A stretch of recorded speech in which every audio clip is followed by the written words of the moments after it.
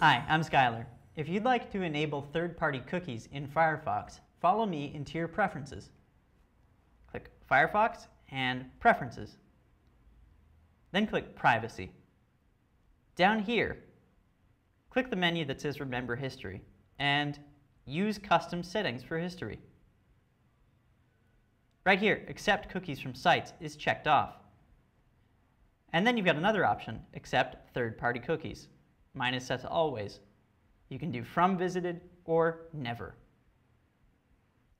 There you have it. Thanks for watching. I'm Skylar.